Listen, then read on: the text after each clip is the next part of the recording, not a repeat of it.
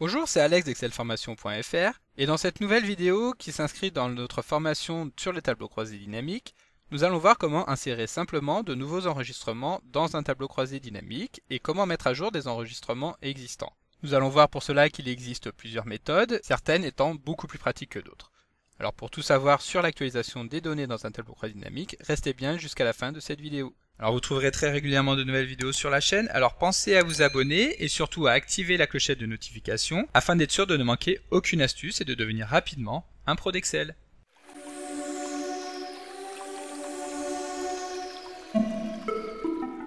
Comme d'habitude, le support de ce cours est disponible dans la description de la vidéo et je vous invite fortement à le télécharger pour pouvoir réaliser les opérations en même temps que moi. Alors comme nous l'avons vu dans l'introduction de cette vidéo, nous allons voir maintenant comment insérer de nouveaux enregistrements. En effet, au cours des précédents chapitres de la formation sur les tableaux croisés dynamiques, nous avons vu que le TCD permet de mettre en forme des données issues d'une base de données source. Donc nous avons en effet une base de données dans laquelle nous aurons un certain nombre d'informations et grâce au tableau croisé dynamique, nous pourrons synthétiser ces informations. Alors mettre à jour le tableau croisé dynamique à chaque fois que nous allons opérer une opération sur la base de données source demanderait beaucoup trop de ressources à Excel et monopoliserait l'ensemble des ressources disponibles de l'ordinateur, ce qui fait que celui-ci ne serait pas ou vraiment peu utilisable. Alors pour ne pas démultiplier les ralentissements, Excel utilise un principe simple. Il va en effet dupliquer les données contenues dans notre base de données dans une zone de cache qui nécessitera alors d'être réactualisée manuellement à chaque fois que de nouvelles informations vont être saisies ou supprimées. L'actualisation va pouvoir s'effectuer de deux manières différentes. Donc pour bien comprendre cela, nous allons par exemple actualiser les ventes réalisées par Émilie, alors en supposant qu'elle ait réalisé maintenant 6000 ventes en France, pour un chiffre d'affaires de 500 000 euros. Si nous revenons dans le tableau croisé dynamique et que nous regardons les ventes d'Émilie, nous allons pouvoir constater que celles-ci n'ont absolument pas été modifiées. Pour tenir compte du changement que nous venons d'opérer, il suffit de sélectionner n'importe quelle cellule du tableau croisé dynamique, puis de nous rendre en haut dans l'onglet Analyse, donc qui va forcément n'apparaître que lorsque nous aurons sélectionné, comme nous venons de le faire, une cellule du tableau croisé dynamique, puis que nous allons appuyer sur le bouton Actualiser. Et donc, comme vous pouvez le constater, les ventes ont été modifiées par rapport au changement que nous venons d'opérer. Il existe une deuxième possibilité qui est cette fois-ci encore plus rapide. Il suffit simplement d'effectuer un clic droit sur l'une des cellules du tableau, puis de choisir l'option Actualiser. Il est également possible de prévoir des règles d'actualisation automatique du tableau en nous rendant dans le menu Options du tableau croisé dynamique.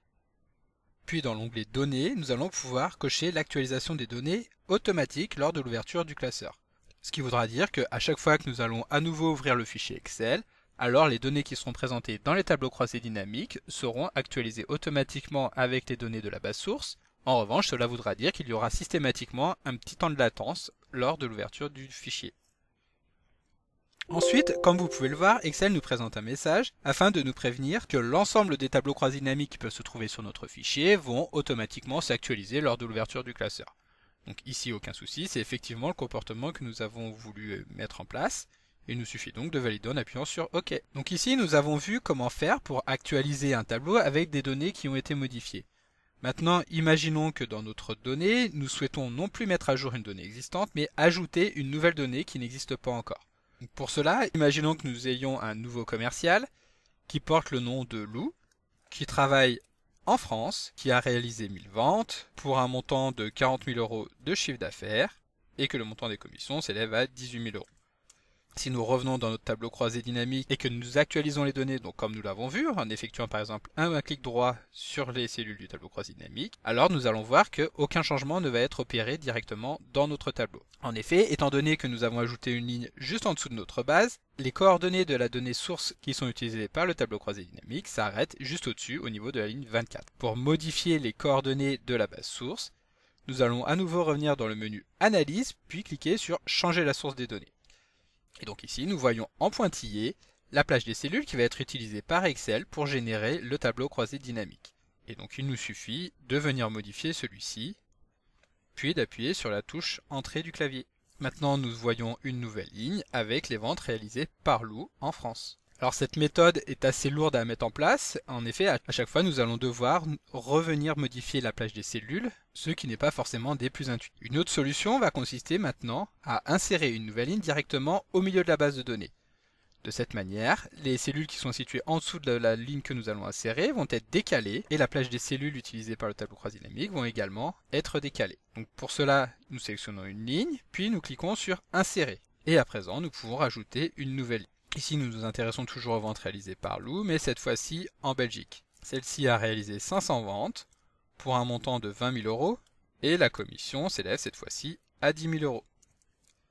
À présent, nous revenons dans notre tableau croisé dynamique, nous actualisons les données donc en effectuant un clic droit et nous pouvons maintenant constater que les ventes de Lou ont effectivement été prises en compte sans que nous ayons à actualiser les coordonnées de la plage des données sources. Alors la méthode que nous venons d'utiliser là est beaucoup plus rapide à mettre en place que la première, mais il existe encore une troisième solution qui cette fois-ci va être la plus intuitive et la plus pratique à l'usage. Celle-ci va consister à transformer notre base de données en un tableau de données, comme nous avons déjà pu le voir au sein du tutoriel qui était dédié à la création des tableaux de données. Nous sélectionnons une des cellules de notre base, puis nous nous rendons dans le menu Insertion, puis Tableau.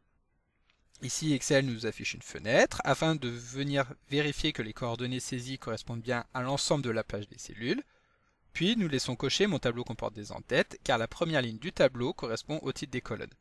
Puis nous validons en appuyant simplement sur le bouton OK. Alors Excel va remettre en forme le tableau et surtout celui-ci a attribué un nom à l'ensemble des cellules qui composent ce tableau. Donc nous pouvons simplement modifier ce nom en l'appelant par exemple de données. Puis nous appuyons sur Entrée afin de valider le nom du tableau. Et à présent nous allons maintenant revenir dans notre tableau croisé dynamique, modifier la plage des cellules qui constitue la source des données, afin de resélectionner exactement les mêmes cellules, mais cette fois-ci, Excel va récupérer le nom que nous avions créé. Nous validons en appuyant sur OK, et donc cette opération est effectivement assez lourde, mais elle ne sera à faire qu'une seule fois. En effet, il nous suffit à présent de nous rendre en dessous du tableau, d'insérer une nouvelle ligne. Donc nous reprenons les ventes de Lou réalisées cette fois-ci auprès du Japon, à supposer que celle-ci ait réalisé 3000 ventes pour un total de 60 000 €. Et que la commission s'élève à 32 000 €.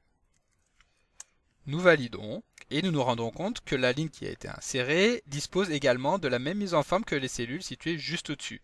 Ce qui veut dire qu'Excel a automatiquement étendu la plage des cellules du tableau afin de tenir compte de la nouvelle ligne. Ce qui veut dire que si nous revenons dans notre tableau croisé dynamique et que nous l'actualisons, alors automatiquement les ventes réalisées par Lou auprès du Japon vont être prises en compte. Donc comme d'habitude, vous pouvez télécharger le support de secours en suivant le lien que vous trouverez dans la description de la vidéo. Si la vidéo vous a plu, n'oubliez pas de la liker et de la partager à vos collègues et amis sur l'ensemble de vos réseaux sociaux. Et vous pouvez également me laisser vos impressions dans l'espace des commentaires, je lirai chacun d'entre eux et y répondrai avec plaisir. Évidemment, si ce n'est pas encore fait, abonnez-vous à la chaîne pour ne manquer aucune astuce. C'est également très important pour m'aider à gagner en visibilité afin de pouvoir développer la chaîne et continuer de vous proposer des tas de nouvelles vidéos. Merci d'avoir suivi cette vidéo et à très bientôt pour un prochain tuto.